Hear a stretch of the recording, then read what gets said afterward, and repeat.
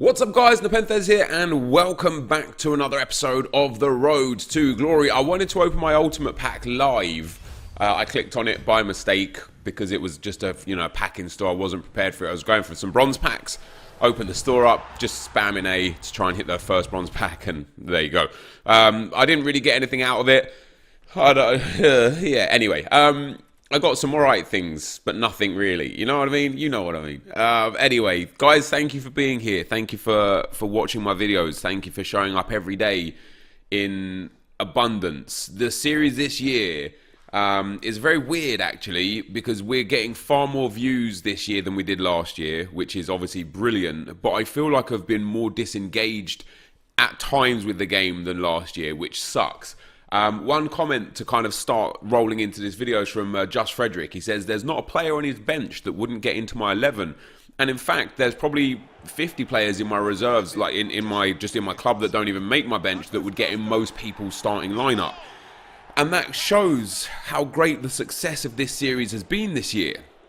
You know, we have had incredible success in all areas of the game. Even I was doing some numbers earlier, even in FUT Champs. Hitting Elite 2 this year 3 times is actually way better than I think I'm giving myself credit for, and that's because to hit Elite 2 in FIFA 19 is basically equivalent of hitting Elite 1 in FIFA 18, and the reason being is because to hit Elite 1 in FIFA 19 you need to win 90% of your games. But to hit Elite 1 in FIFA 18, you only had to win 85% of your games. So there was a bigger, a bigger margin for error, essentially. To hit Elite 2 in FIFA 19, you need to win 83.5% of your games, or 83.3%, somewhere around there. So it's like, it's very close to being on the same level of win percentage for Elite 2 this year compared to Elite 1 last year. Now, I know there's less games to be played. But, you know, when I look back at the success of this series in general, hitting Elite 2 3 times has been amazing. Hitting Elite 3 regularly has been amazing. You know, our account is absolutely stacked. I have 2.7 million coins. I have a club just utterly bonkers full of incredible players. And I've enjoyed the journey quite a lot. However, I still feel like I'm not giving you guys good enough, and that's why you are going to see me push hard over the next few weeks and months. I don't necessarily know if I'm going to play all 30 weekend league games off the bat, but what I am going to do is I'm going to be powering through FUT Rivals, making sure I'm sharp for the weekend and giving it my best. And the reason why I want to do that is because I owe it all to you guys. You know, I do owe it all to you guys. And I played on stream last night. These games are the ones that you're seeing from stream, and I've been playing with the 4-1-2-1-2 narrow, and I enjoyed quite a lot relearning a formation. And in fact, there is a comment that kind of goes hand in hand with this, and it's from Mr. Anderson. He says, now you're enjoying the game. When the patch was released, you said the game's boring and you don't enjoy playing it. Funny how you finish decent, you suddenly really enjoy it, lol. And I think he's obviously trying to get on my back about it. I didn't even finish decent. I only finished 20-6. That's not even that great. With the team that I've got, I should be hitting 25 wins minimum every single week, no question about it. And I do think I can get there so long as I, so long as I play up and play hard and play myself into a better division. What I enjoyed was the tactical aspect of relearning a new formation. It wasn't the game itself. I still find to be ridiculously boring. Due to the fact that people are so defensive and so negative. And so in FUT Champs, playing 4-1-2-1-2, it was pretty good. I came up against a couple of good players, we played some good FIFA, and I did generally enjoy myself when I was playing, but the game itself is still a boring game. I hope that makes sense. It probably doesn't. Playing through Division Rivals, I will take FUT Champs over Division Rivals every day of the week, especially in the 4-1-2-1-2 narrow, because people sit so deep, and because people generally sit 4-2-3-1. What happens is when they do go 4-2-3-1 and they sit super deep, you've got always 6 men just in and around the box at all times, just 6 players, and sometimes 8 players if they manually bring a player back. One of the cams or the wide cams come back. It's just even worse. And so when you play 4-1-2-1-2, you're so narrow that your 2 strikers are covered by 4 central based players. Your cam is covered by the cam that's being tracked back, and now you've got your two outside centre mids that aren't wide enough to get involved, so you end up just clumped in the middle. And so after playing in champs with the 4-1-2-1-2 narrow, I had some good success with it, and it was a good tool to have. However, playing in rivals with 4-1-2-1-2 narrow, it was one of the most damaging experiences I've had in FIFA. And what I mean by that is it actually made me just stop streaming. And I wasn't raging or anything. If you go back and watch the VOD on the stream, I won one, I lost one, and I drew 2 games. And during that time spell, I just wasn't having fun at all. And so I just said to the stream, like, look, guys, this just isn't for me right now. I'm not having fun. I'm going to end the stream. This isn't fun. It's not fun for you guys to watch. It's not fun for me to play. And so after stream, I played a couple more Rivals games in the 4-1-2-1-2 narrow. And in one of the games, I think the next game, I switched into the 4-2-3-1 about 60th minute and I ended up dominating him. I ended up going from losing the game to winning the game comfortably. And I thought, okay, let me keep trying the 4-2-3-1. And in the 4-2-3-1, I'm using drop back, I'm using low depth, and I'm using fast build up. And I started battering people all over the place. And I'm nearly back up into Division 2. I think I'm like 40 rank points or so away from being in Division 2.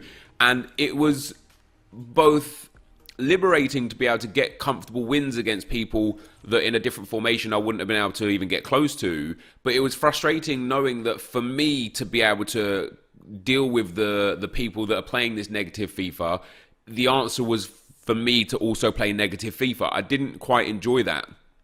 So on the one hand, I liked the fact that I was winning games, and then on the other hand, I just hate the fact that of how I have to play to achieve the victories. You know, I guess I'm absolutely just not good enough to play in a 4-1-2-1-2. You know, when I watch Skills play, because he's been streaming very late night a lot, and so I've been watching him a lot. He just pings the ball around, man. He's 4-1-2-1-2 most of the time, and he just pass. And when you watch it, and this is absolutely this is a positive for him. This is me kind of giving him respect rather than taking a shot at him. But when you watch him, it looks easy, and that's why I think he's so good at this game, because he does his decision making and his pass choice and the way he plays the game and the way he sets up his team and such is so well done that it makes it look easy. So when I try it, I'm like, I can't break it. I can't break these defenses down. And then I see him ping, goal. And I'm like, God damn. Like, he's in Division 1 playing against pro players. Last night I watched him play Lampard Legend twice. I watched him play the guy who finished 30-0, second in the world this week once. And I'm sitting there thinking, God damn, like, he's performing well against these guys in the 4-1-2-1-2 against them playing super defensive. And I'm struggling in Division 3 in the 4-1-2-1-2 against players playing super defensive. So obviously it comes down to decision making, because my team is there. There's no excuses on my team. To a man, my team is absolutely brilliant. There is nothing that I'm missing other than a Team of the Year Mbappe and a Team of the Year Ronaldo, which we won't get on this account. I have everything else. I don't need anything else. There's no excuses for team. So I had to switch back into the 4-2-3-1 to get any kind of decency out of it. And it sucks for me that that's how I have to play to be able to get my wins, because I want to think that I would be better than that. I want to think that I would have better decision making and better choices and better pass options and better shooting options. And even just editing this game back, there's a goal that I score with George Best. It might be in this game. I think it is in this game. And with the goal that I scored with George Best, I saw 3 times where I had a really, really easy through ball on, and I didn't take it, and instead I did a skill move or just carried on running with the ball. And I'm watching it back thinking, like, what? Why? What am I doing? Why am I not playing football? Why am I not just seeing the easy pass and making the easy pass? And it got just a little bit frustrating, and it is sad, and it just kind of made me sit there and think, no, like, let me play through the crap again. Let me play through all the boringness and figure out what's going to cause me to win games and play better. And even when I watch Bateson play, Bateson streams some mornings, I was watching him play champs, and he plays completely different to Skills, yet he still plays incredible FIFA, and again he makes it look easy. I was watching Bateson play in, like, he was like on the edge of the box and he just kept doing the little chip through balls, and I'm like, how? Like, I guess because of auto switching and the way the defenders work, even if you're standing like right in front of a defender and your attacker's right next to you and you do a chip through ball, the defender just doesn't react. And I was like, God damn, like, I need to put that into my gameplay. But you can't really put it into your gameplay like that, you've got to learn. You got to play it and experience it and understand it. And to play and experience and understand how these mechanics work, you're going to take losses along the way. So I've got to be prepared for that ultimately. But yeah, that's where we're at with the patch. I still find I think EA have made not a mistake by nerfing timed finesses. I just don't think that they've done enough to balance the game perfectly. That's what I would say. In terms of that, outside of that, there was one more comment. I thought I'd have enough time, but we're going to go live in a second. But Dear Egan says, hey, Nep, just wondering if you think FIFA, no matter what, begins to die off after January due to only Team of the Season left as a major/interesting promo. And if you feel like EA should add a new major promo to keep the game alive, love the work, keep it up. Well, I actually think they've added major promos this year to keep it alive. We've had UCL cards. We've had headliners and future stars promo. I would be very surprised if we didn't see more things in the coming weeks as well. But even with that being said, I don't think the game's dying off right now. As I said, my YouTube videos are doing better now than they did this time last year. And I think that's in no small part to the fact that the content on the game has been very, very, very good. And like there's still been some mistakes with it along the way, but there's been a lot of it. It's been often, and it's generally been good. The problem with it is that that's this goal here, by the way, that's the goal. There were 3 passes I could have made right there to play it in the box without doing those skill moves. I mean, it resulted in a goal anyway, so who cares, right? But yeah, the problem is no matter how good these players are that you get, ultimately it comes down to the game isn't fun enough for these promos to matter, and that's what will send people away, I think. You know, if we get another promo next week of another bunch of incredible cards, most people's teams, even if you're in Division 4, Division 5, even if you're a casual player, most people's teams are incredible at this stage. So every promo that EA release has to be another promo that is full of incredible cards that people can actually get into their team and use. And when you get to that point again, it then comes down to gameplay. And I think because gameplay is so repetitive, it's so tedious, and it's so just draining, genuinely, that I think people are walking away from the game. I got more I want to talk about though, guys. So there you go. I'm up to like 2350 something. We're almost at Division 2 again. I'm going to be right back, guys, with not a lot actually, but I'll be right back. So, guys, as we go live, there is one more comment that I want to kind of talk about again, and it's more about gameplay and such as well. But just looking at my team, you know, I wanted to kind of reiterate the fact that my team is not any problem. You know, I have one of the best backlines in the game. Eder Militao, he is phenomenal for what it's worth. I think my win percentage since I've had him in my team has gone up 100%. I don't like having Juanfran at left back because he's right-footed, and I wouldn't play Eder Militao at left back because he only has a 2-star weak foot and is right-footed. So I would like to upgrade that left back role at one stage or another. But as I say, there is no thing about this team that is wrong other than the fact that in terms of like meta players and players that are extremely overpowered, although I have Gold Mbappe, I am missing Cristiano Ronaldo and a Team of the Year style Mbappe. If I had those 2 players in my squad instead of Raul and Neymar, or instead of Raul and Bale, or instead of Ibrahimovic and Bale, I think my team would be at a point where it's end game. I already feel like it's an end game team. I've got so many top end players. And so when I do players like Arnautovic for fun, I've got to make sure that I'm either willing to take losses because I'm playing players that aren't as good as other players that I've got, or I've got to be good enough at the game that I can compensate for having lesser players in my team.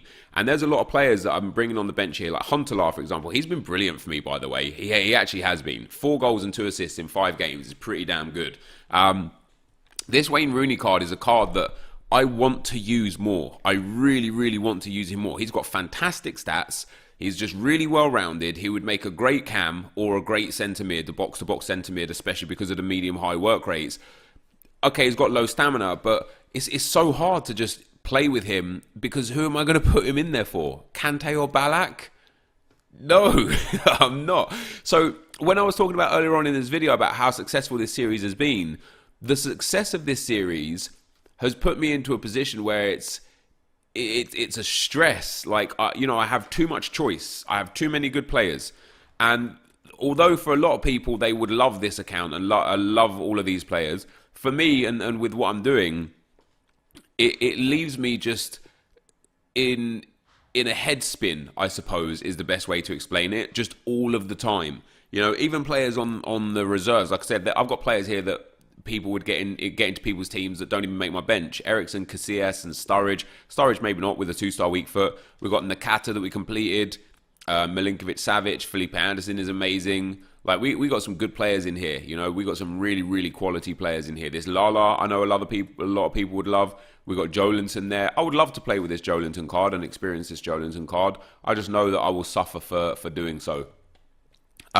We've got Nakata. Somebody actually said to me, why not try him out? And yeah, he has got very good stats actually. He's dribbling, really well rounded, good stam, really nice passing in the right areas, decent enough shooting and good pace. This is quite a quality card with 4-star as well. You know, he's okay. But again, who am I putting him in the team instead of? Ballack or Kante or Raul or Neymar? You know, those are really the options. But in terms of the last comment that I wanted to talk about is from Cather Doherty. It says, personally, I think FIFA is more luck than skill. I agree that FIFA can be heavily driven by luck. Ooh, my CDM to centre mids are selling for 1,400. That's interesting. I want to see how much they are going for. I bought them all at like 800-900, and I started listing them at 1,400 because I was I just like wanted to go on lazy buyers. But the fact that many sold means that they're probably at like 11 or 1,200 now. I will get to that comment in a second as well. Hold on. So we want CDM to CM. Yeah, okay, so they've pushed up. Okay. They've pushed right up. So I was buying, I should have bought more. I said in a previous video, and I'm going to do it today.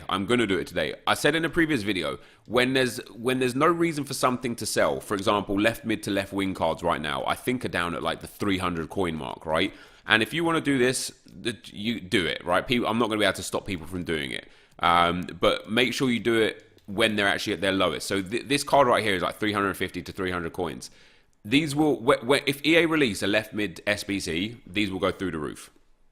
Maybe only, they'll pop up to like 1,200-1,500 straight away when red player picks come out. They'll drop back down to about 800-700 for a day, and then they'll slowly creep back down to this price here. When they're down to their bottom price, and nobody really knows exactly when the bottom price is, you just have to get a feel for it yourself. You should buy as many as you want, as many as you can. And for me, I bought quite a lot of CDM to CM cards. I've got 45 left.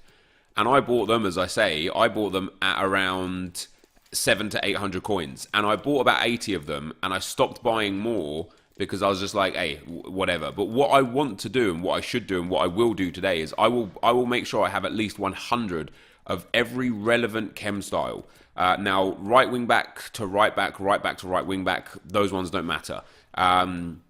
Right forward to right wing generally doesn't sell very well. Sorry, so this one generally doesn't sell very well. It's probably 300 coins, if that. Yeah, 200 coins. So these ones, they don't sell. The position modifiers that sell a lot, left mid to left wing to left mid, left wing to left forward, and the same for the right hand side. And then CDM to CM, CM to CDM, CM to cam, cam to CM, centre forward to cam, like all the central ones, because people use them a lot to change their team around to fit new cards in. So when a new card comes in, you're able to make pretty good money off of this new card, off of chem styles and position modifiers. And Hawks are another thing. I sold a couple of Hawks there for 700. I was buying Hawks for 350, 300. Now, earlier on in the year, I was buying and selling Hawks for 1.5, 2Ks. And the same with left mid to left wings. I was purchasing left mid to left wings for like 1,400 coins and selling them for like 2,800 coins. And now they're 350 coins. So, you know, the market fluctuates a lot. But it's just a good way to make coins. What else did I invest a lot in? What else do I have here? Looks like I've sold most of the stuff that I have. But even CM to CDMs, if a good CM comes out, these at 450, probably 350 to purchase, you'd be able to sell for 700-800 coins. And if you've got 100 of them, of every single type, when EA release something that causes that position modifier to spike, you can make your profit. So there is that. Outside of that, I saw somebody in the comment section say something about the player pick pack. Now, the mixed player tradable pack. Oh, God damn it, EA. I'm going to do a couple here because he said that he made profit over doing this. Now, I don't actually know how you can make profit off of these. I feel like you would have to get extremely lucky. Like if we go to the active challenge page and we look at the SBC itself, it says it's 1,000 coins. Now, I think you could get it for less than 1,000 coins because the bronzes are you can have for 0 value, and even the silvers, if you convert your bronzes to silvers, you're going to be fine. You know, you can just use all those untradeable silvers and all those bronzes. It's just the gold card that's going to cost you. So as long as you're only getting the cheapest gold card, this will only cost you like 400 or 500 coins. It would be a true grind, right? And for one player, I don't think it's worth it. But if we go to, let's say, to English League 2, now you don't even need, no, let's go to English League 3. You don't even need like good chem points here because we could pop him in there, and then as long as we put a centre mid in here, the last one will, so we can throw him in there. Now we've already got the chemistry, so the gold player can just be anything, right? It doesn't have to be a centre mid because we're already going to get the chemistry. I obviously advise never to use shiny golds, always use commons, use untradables where possible, and you could even convert silvers into gold commons to get these, these players as well. It is a tedious and very long process, and it's a bit late now as well because I think this runs out today, doesn't it? However, because it is a tradable return, if you got something good, you might be able to make some coins. So this guy here, let's see his sale price. I mean, he is literally 150 coins on open bid. This guy here will also be 150 coins on open bid, so that's 300 coins that this is costing us. And this guy here is going to cost, I actually bought him for 500 coins, and he is 400 coins on open bid. So we are looking at 700 coins here for one. Now, if you did do bronze packs, which would earn you profit and turn those bronze players into silver players, you are looking at 400 coins per one mixed player tradable pack. If you get a bronze or a silver, you generally won't make those coins back. Any gold will give you those coins back and maybe huge amounts of profit. But I don't really know if it's worth it. Like, I've opened quite a few. I get some gold cards here and there. I got a few silvers. I very rarely get bronzes, although this is an occasion that we got a bronze. And this is going to be one of those occasions where we just lose money. We can't sell. This guy doesn't sell on open bid. We just lose money. But as I open a few more bronze packs, because how long is that there for? I would love to do like maybe 30 or 40 of those and just see what gives. So it's there. Oh, it's there for 2 more days. I'm going to try it. I'm going to build like a whole bunch of them and see what we get back as a return, just as like a mini experiment. But as I open some more bronze packs right here, guys, I just want to finish off this video talking about the comment regarding FIFA being more luck than skill. And this is one of the areas that I really, really need to improve on. And one thing that you see from the pro players a lot is that what they try to do is they just try to minimize. Is this guy actually like thousands of coins? And I've got one in my club just chilling. Jesus. They try to minimize the luck factor. And so when you watch pro players play against each other, you will watch someone just stand in the midfield and the other pro player won't even try and tackle him. And the reason why that happens is because they know that tackles are so broken that if he tries to tackle him, what's likely going to happen is he's likely going to tackle the ball, still not regain possession, and then have a man out of position. So what they do is they just play such a methodical, no error game. Like I think unforced errors is what causes the luck / skill factor to change. So when you take a long shot and it doesn't go in because of bad luck or whatever, that actually comes from an unforced error. You didn't need to take that shot. You could have just done anything with that ball. You could have turned back around. You could have, who knows? You ultimately you could have done multiple things with that ball. And when the pro players play, and that's why I say this is a lot about decision making. When the pro players play, and when the top 100 players play, and when just Division 1 and Elite Standard players play, their decision-making is usually so good that it removes elements of luck and increases the element of skill. And then the lower level of caliber of player you get, it improves the element of luck because they do so many things that are just so out there, you know, random. Like if somebody hits just a random chip through ball against me, they need to be lucky to get the ball.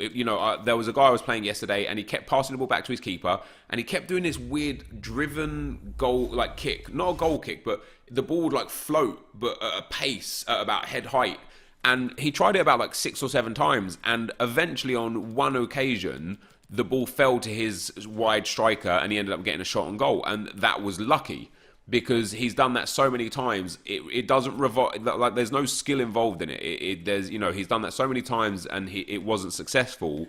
And the reason why it wasn't successful is because it is something that requires luck to come off. And that player, I end up winning that game, but if he would have beaten me, he would have beaten me by luck on his part, but by lack of skill on my part, because it was it would have been my fault ultimately that gave away the possession or created the opportunity to allow him to be able to get that lucky stance. And so ultimately, and this is why, A, I get frustrated with myself a lot with how bad I am at this game, considering how much I play it, and B, how I want to play it more to try and get better still, is because the only way to remove the factors of luck and increase the factors of skill is by understanding what needs to happen to change them. And the only way to do that is by playing the game. You could watch people and you could watch what they do, but again, as I said earlier in the video, you're never going to be able to replicate that to a good degree unless you try it yourself. And by trying it yourself, you may well lose games. And so what I end up doing is I end up finding a method or a way to play or a way to score that gets me enough wins to the point where I'm a good player, but it doesn't get me the skill gap that makes me a great player. And that's because I'm always so reluctant to actually go out of my way of trying to learn the amazing things. Like the thing that Bateson does with the chip through balls and the thing that Skills does with the pass. I'm so scared to try to learn those because I know that I'll lose games along the way. And I don't want to lose those games. So I'm kind of one of those guys that's like, look, I'd rather get 22, 23, 24 wins a week and just complain and never actually really try and learn instead of trying to learn.